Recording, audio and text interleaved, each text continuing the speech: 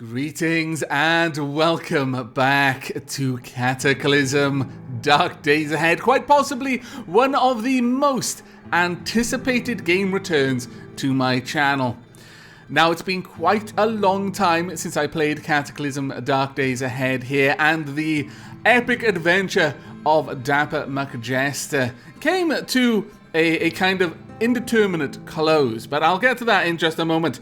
Now, I imagine there are many people who are new to my channel, who weren't around for the original Cataclysm Dark Days Ahead, who don't really know what this game is, and may have never seen a real roguelike. Now, I say real roguelike with no intent to offend or insult games like Faster Than Light or Rogue Legacy. Those are fantastic games in their own right, but they're not.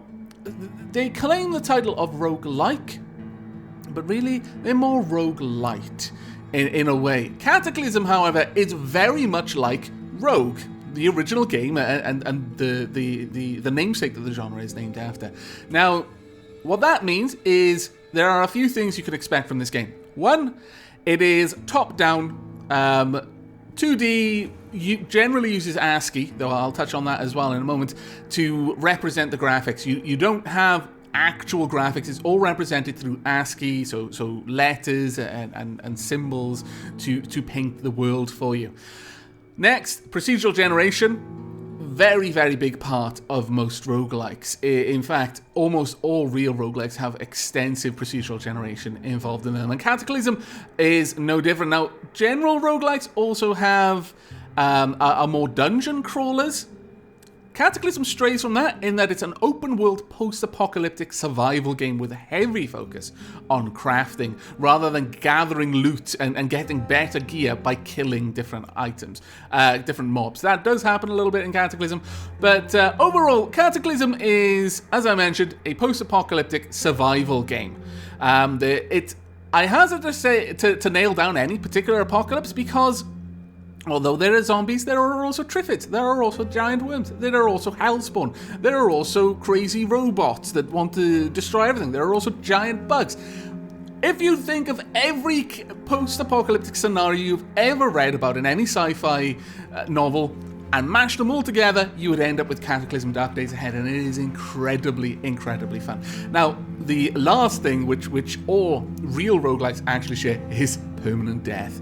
This is a game which doesn't just have permanent death, it goes out of its way to kill you often. You will die, and you will die a lot playing Cataclysm, and it's in the hilarity of the death that you get the real fun. It's the stories that happen up to and including your inevitable, and I do mean inevitable, demise. I will make one slight exception. Now, I mentioned McJester. To answer that, McJester won. McJester could not be killed by the game.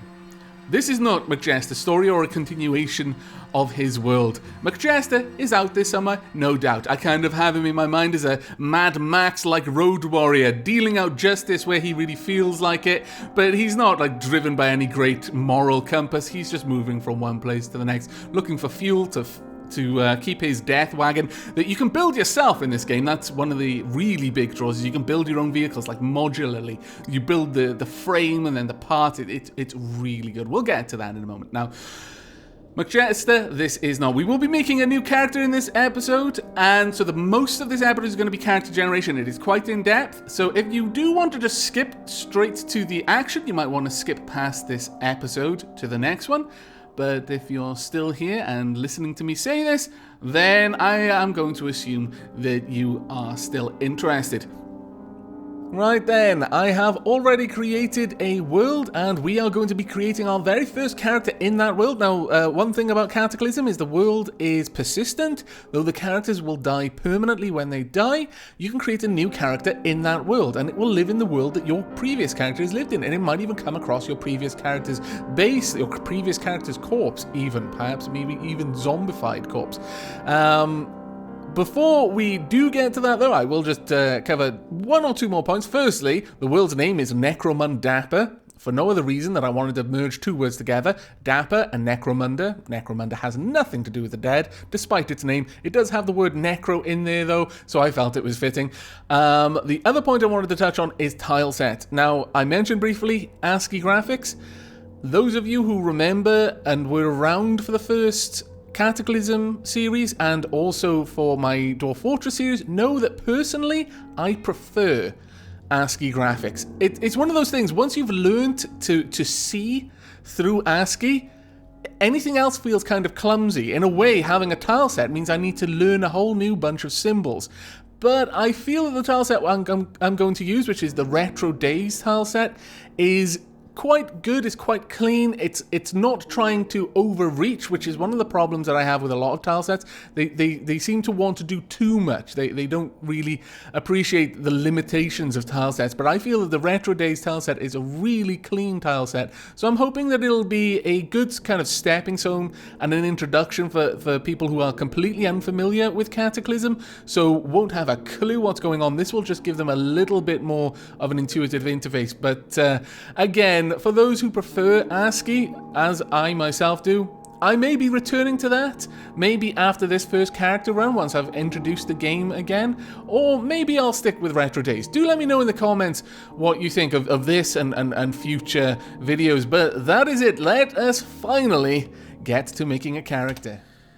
Alright then, let's see what we've got. Now, I've had a brief glance over what's here, and there is, in a word, an awful lot of new stuff. Far too much stuff for me to really go through in a single video. Even if I had the whole video to go through, we just spent the entire time just making one character. And I want to actually get into the game itself soon. So, scenarios, in a nutshell, they allow you to pick some, a sort of starting scenario, for example. Let's see, where is Mist? Whether due to stubbornness, ignorance, or just plain bad luck, you missed the evacuation and are stuck in a city full of the risen dead. So you would start, instead of an evac shelter, which is the default starting location, you'd start in the middle of a city. And that could be difficult, it might be better for you, that's why it doesn't really cost much points. But other ones which are particularly bad, for example this one, challenge abandoned, sickly and frail, you've spent most of your life in the patient's ward at the hospital. When yours was evacuated, you were left behind because you were a lost cause, which I feel particularly harsh, doctors and nurses. Where's your humanity? You awaken to the sound of movement around the hospital. So I imagine you might have some, as it says, their professions limited, so you can't pick certain professions because it would want to have something that would fit the scenario. You would start in a hospital. You'd gain 8 points. Now, the points work into what you can spend on stats, traits, profession, skills, everything. In fact, one of these requires points. For example, experiment. Since birth, your sole purpose in life has been the advancement of genetic science, willingly or not. When the Cataclysm struck, you left the lab and wandered aimlessly, ending up in the forest. I imagine you'd start with, for example, genetic abnormalities, which might be beneficial to you, and that's why you have to pay points for it. But we're just going to go with the bland evacuee. You have survived the initial wave of panic and have achieved relative safety in one of the many government evac shelters that cost no points. Now, onto stats. There are 4 primary attributes: perception, strength, dexterity, and intelligence. Intelligence is used when you're crafting, installing bionics, and interacting with NPCs. It affects how quickly you can read books and how fast your skills rust. Perception affects ranged attacks. It's also used for detecting traps and other things of interest. Dexterity, ranged, also for throwing things. Also, your chance to hit in melee combat. Dexterity also enhances many actions which require finesse, such as crafting. Strength, base HP, your amount of weight you can carry, the amount of damage you'll do in just bare hand combat. Strength also makes more resistant to diseases, poisons, makes actions which require brute strength a little bit more effective. We're going to put a little point into that. I generally like taking a good chunk of intelligence, so our skill rust will happen 43% of the normal speed, I assume. That's how that works in. I'm not really close. Like, if I pull this all the way down, does it ever go up to 100%? I mean, 100% is probably crazy. But we'll go with 10 because there are certain things you're not going to be able to do if you're just flat out not intelligent enough. And as far as I'm aware, there is no way of raising your stats in the game. These are concrete and static once you've created the character. You don't get stronger, you don't get more intelligent over time. There may be certain mutations that'll affect it, but that's all that I know. Whereas what would happen here, for example, if I didn't raise my dexterity, I'd be a pretty bad shot in range combat, but I could increase skills to help with that. And on that note, I'll increase dexterity to 9.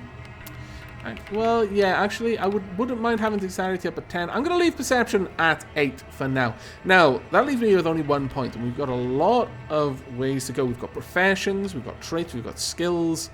We've also got a description. Let's see.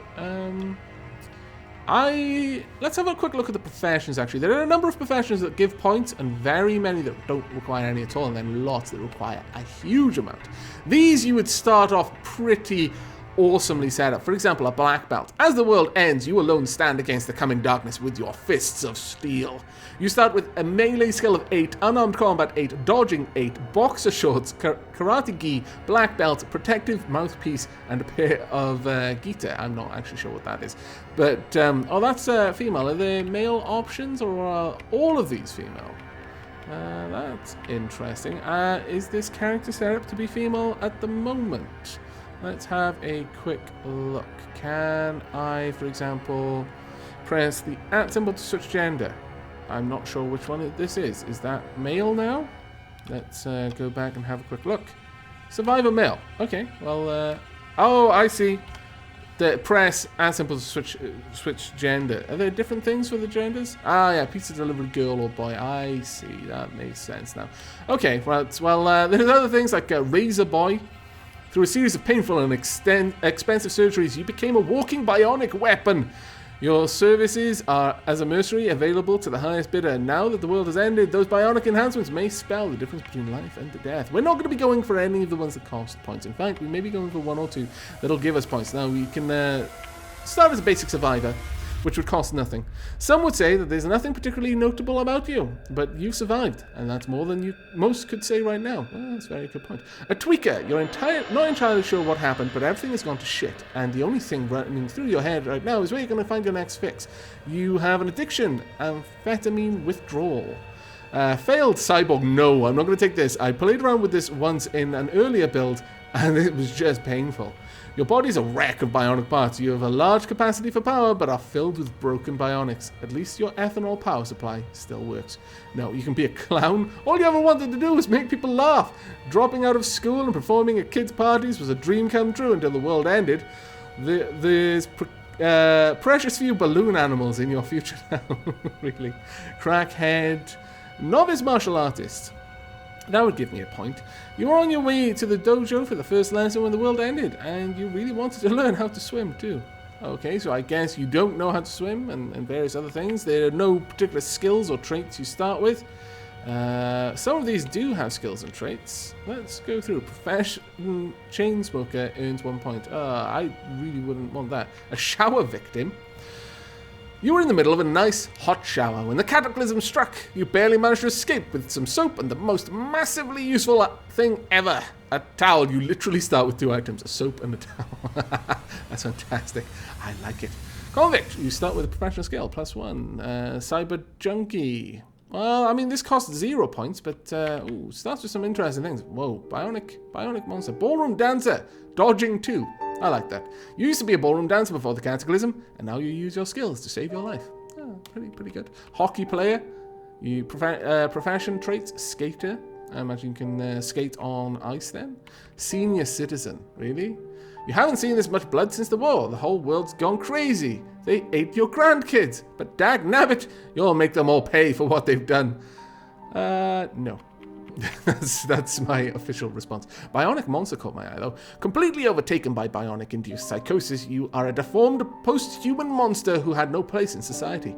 But now, where once you were forced to hide in the shadows, you find in this new desolation a world where even a creature such as yourself might find its niche. Melee, unarmed combat, and survival skills all start at 1. You don't start with many items, but not too bad. What was the cyber junkie? Long ago, your lifelong infatuation with bionic enhancement led you into the shady world of back alley bionic clinics and self-installed second-hand CBMs. Second-hand CBMs, my god. A CBM is basically a bionic enhancement kit. You more or less you apply it, and like nanites and stuff and some sort of automated surgery module just basically plug all of the bionics into you apparently is incredibly painful and it can easily go wrong. So the idea of having a second-hand one is just horrific to me. The world has moved on, but your post-human hunger still cries out to be fed. Where will you get your bionic fix now? There's no particular addictions. What do you start with? You start with a lighter, rolling paper, rolling tobacco, aspirin, pair of towel top tennis shoes, shorts, tank top, and briefs. Those 3 skills are nice because that's basically 3 points worth. Electronic first aid and mechanics, they're all quite useful. Let's see. How much would it cost for me to put 1 point? It would take... okay. So 1 point is equal to 2. So realistically speaking, by going with the Cyber Junkie, I'd only be getting 1.5 points worth of extra items there. But what does the Survivor start with? Boxer shorts, jeans, long sleeve shirt, pair of socks, winter coat, pair of winter boots, knit scarf, pocket knife, clean water, and a matchbook. So a way to start a fire and a knife. That is actually quite useful. In a way, it's almost more useful than the skills. But I'm actually going to go for the Cyber Junkie, I think. We'll see about getting rid of that tobacco straight away, because we're not going to make him a smoker. But there we are. We're going to be a Cyber Junkie. And the first skill I'm going to get, since we've already got these skills, I want Survival. Now, Survival is an incredibly useful skill. There are lots of skills, as you can see. From archery all the way to piercing weapons, various gun skills, swimming, fabrication, a skill in working with raw materials and shaping them into useful objects. The skill plays an important role in crafting of many objects. Okay, I get you. But we're going to... I'm surprised you don't have computers, Cyber Junkie. Very surprised by that. But we're going to begin with Survival. Your skill in surviving the wilderness and in crafting various basic survival items. This also covers your ability to skin and butcher animals for meat and hides. That is worth a point, in my opinion. And it'll get us 2 levels in that skill as well. Now, as you may have noticed, we basically completely skipped over traits. Now, the reason for that is because down the left, we have positive traits that cost points. Down the right, we have negative traits that give you points. So we should be able to buy some points. Now, there are lots of these. And for those who haven't played the game, there is a bit of meta involved in this, if you care to go that route, because you can pick traits that will kind of load the genetic modification gun for you. Because when you mutate, there is a greater chance of you mutating down a kind of a path where you've already begun mutating. So, for example, there are certain routes that would branch off of being especially fast, naturally. Likewise, that's also true of negative traits. But if you pick your starting traits well, then you can safely mutate, and you can kind of guide yourself initially down very favorable mutation paths. I'm not going to be doing that. We're just going to be going for something that seems to give us a couple of points to spend on some good things. And first and foremost, addictive personality. It's easier for you to become addicted to substances and harder to rid yourself of these addictions. Basically the polar opposite of me, but we're going to be going with that one. Animal discord, I refuse. I'm not going to be the enemy of animals. I don't even care if that would be a good thing to do or not. Chemical imbalance. You suffer from a minor chemical imbalance, whether mental or physical. Minor changes to your internal chemistry will manifest themselves on occasion, such as hunger, sleepiness, narcotic effects, etc. Disorganized. You're terrible at organizing and storing your possessions. You can carry 40% less volume. That would be horrible. Clumsy. You make more noise when you walk. That would also be horrible. Farsighted and nearsighted. Possibly go for those, honestly. They only get us 2 points, but we're guaranteed to start with a pair of the necessary glasses. But you do need to find these prescription glasses if they ever get wrecked, because if you're farsighted and you lose your glasses, without reading glasses, you're unable to read anything. And to take penalties on melee accuracy and electronics, tailoring, crafting, that sort of thing. Forgetful, you have a hard time remembering things. Your skills will erode slightly faster than usual. My intelligence is going to help with that a little bit. And this is 3 points.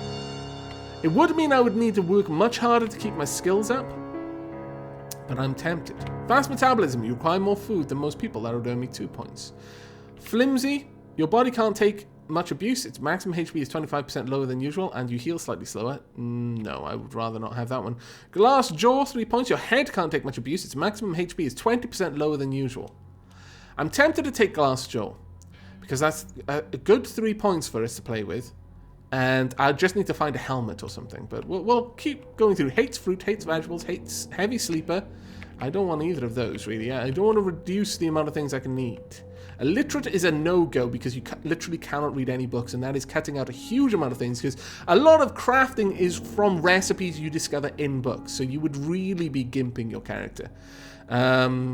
Jittery, junk food intolerance, something in those heavily processed foods doesn't agree with you.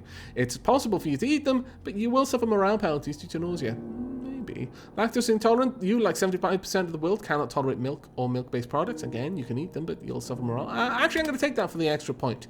We can just avoid milk or cheeses. That shouldn't be too hard for us to do. Meat intolerance. No, I would sooner be murdered by a zombie.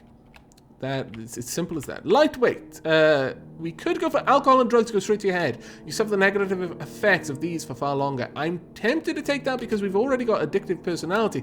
And as you notice, some of these are incompatible with other things, such as drunken master. Can't be that if I'm a lightweight. Likewise, I can't have addiction resistant, whether due to a lifetime of exposure or through simple willpower. It's harder for you to become addicted to substances and easier to rid yourself of these negative effects. I'm still really tempted to go for Glassjaw, but we're going to have a look at what we're going to do. Accomplished sleeper. You've always been able to fall asleep easily, even when sleeping in less than ideal circumstances. No. Animal empathy. Now this is actually a pretty good one, and it's only a point. Peaceful animals will not run away from you, and even aggressive animals are less likely to attack. This only applies to natural animals. I am going to take that for no other reason than I like the idea of being empathic with animals. Cannibal. For your whole life, you've been forbidden from indulging in your particular tastes. Now the world's ended, and you'll be damned if anyone is going to tell you you can't eat people. Costs 1 point, but you could eat people. And now that there are NPCs in, that might be a point well spent. I mean, you know, it is survival of the fittest at this point, and, yeah. I'm so tempted. I took that in one of my characters in the last series as well, and I had a lot of fun with it. Fleet-footed costs 3 points. You could run more quickly than most, resulting in a 15% speed bonus on sure footing. That is possibly a very good one. Fast learner. You have a flexible mind, allowing you to learn skills much faster than others. Note that this only applies to real-world experience, not to skills gained from other sources like books. No, we're not going to go for that one. Good hearing. Your hearing is slightly better than average, and you can hear distant sounds more easily. That would allow me to notice that people are coming towards you, because you do hear things in this game. It's not just about seeing stuff coming for you. A lot of it is about reacting to sounds. High adrenaline, inconspicuous. While sleeping or staying still, it is less likely that monsters will wander close to you. Okay, that might be useful. Infection resistant. Your immune system is particularly good at resisting infections. Martial arts training. You have received some martial arts training at the local dojo. You start with your choice of karate, judo, aikido, tai chi, or taekwondo. Dapper McJester was impossibly successful, and I put this down largely to his ability and the fact that he started with martial arts. I'm not going to go that route again because it was just painfully overpowered. It may well have been balanced at this point, but we're going to avoid that for now, and I may come back to it if I find out it has been better balanced. But I mean, that McJester, if you gave him a gun, his combat effectiveness went down. Even once he had decent skills with guns, it was still better for him to just punch things until they died. Night vision. You possess natural night vision. You can see 2 squares instead of 1 in pitch blackness. That doesn't make any sense. Optimism. Nothing gets you down. You savor the joys of life, ignore its hardships, and are generally happier than most people. That might be worth it, because morale is a pretty big thing in this game. Outdoorsman. You are accustomed to being exposed to the elements. This decreases morale penalties from being wet. Maybe. Parkour expert. Pack mule would be a good one. You manage to find space for anything. You can carry 40% more volume. That's a possible. Psychopath. You don't experience guilt like others do. Even when you know your actions are wrong, you just don't care. We could be a psychopathic cannibal. I'm actually kind of tempted. A psychopathic cannibal cyber junkie. I'm really tempted. Robust genetics. You have a very strong genetic base. If you mutate, the odds that the mutation will be beneficial are greatly increased. I am actually really quite interested in that one. Terrifying. There's something about you that creatures find frightening. They are more likely to try and flee. Venom mob protege. You are a pupil of the Venom clan. You start with one of the 5 deadly venoms. Centipede, viper, scorpion, lizard, or toad. What? What? I have no idea what that is, but okay. Tough. It takes a lot to bring you down. You get a 20% bonus to all of your hit points. That is also pretty awesome. But I think we know what we're going to go with. We're going to go with psychopathic. I'm sorry, but it's got to happen. Animal empathy, cannibal, psychopath. We love animals. We just like to eat people. Animals are safe.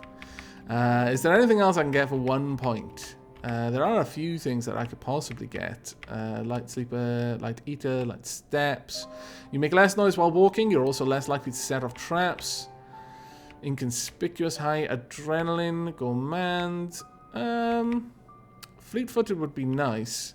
But what are we making, really? What are we making? I'm almost tempted to Venom Mob Protege just because the idea that... I don't know, are we poisonous? Would that be what that is? The bottoms of your feet are tough and you're accustomed to going barefoot. You receive no movement penalty for not wearing shoes. That's not neither here nor there really for me. Let's see, is there anything else I can get for 1 point? Scout. You're an excellent navigator and your ability to spot distant landmarks is unmatched. Your sight radius on the overmap extends beyond the normal range. No, I don't really care about that. Self-aware, you get to see your exact amount of HP remaining instead of only having a vague idea of whether you're in a good condition or not. No, I don't really care for that one either. Poison resistant. Pretty. You're a sight to behold. NPCs who care about such things will react more kindly to you. Step into my parlor, said the spider to the fly. Yes, we have made a rather chilling apocalypse survivor here. Loved by animals, feared by people except the ones that can see them, who are lulled in by its beauteous countenance. Okay. Alright, we're going to be making a very silly character here. And what better way to name a silly character than Isda, who actually did request a name. They had no idea what kind of character we were going to create. But I've spent far more in this character setup and introduction video than I intended. Let's get into the game, I think. We are cannibal, we are animal, we're empathic towards animal, we're pretty, we're psychopathic, we're also a lightweight, lactose intolerant, and we have an addictive personality, but we have 2 in survival, 1 in electronics, 1 in first aid, and 1 in mechanics for our skills. And it is time to enter the apocalypse. Yes, I'm sure, let's go. Go, go, go. Okay, here we are.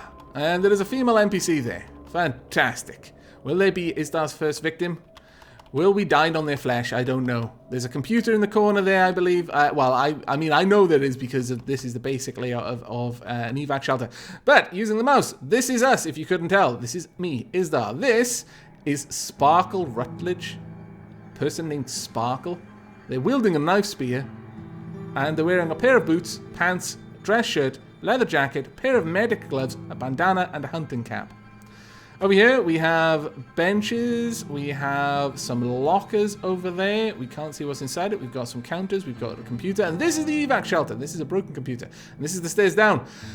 I'm going to check all of this out in the next episode. I am sorry to leave it with us only just having entered the game, but I don't want this episode to drag on too much longer than it already has. So I will make a note in the beginning of this episode that it's just going to be a introduction to the game and character setup, but yes, we're going to see just what Isdar can do. This is the overworld map, by the way. We've got trees, we've got some sort of swampland down there, a river, quite a lot of swampland, and then a town, or possibly a city.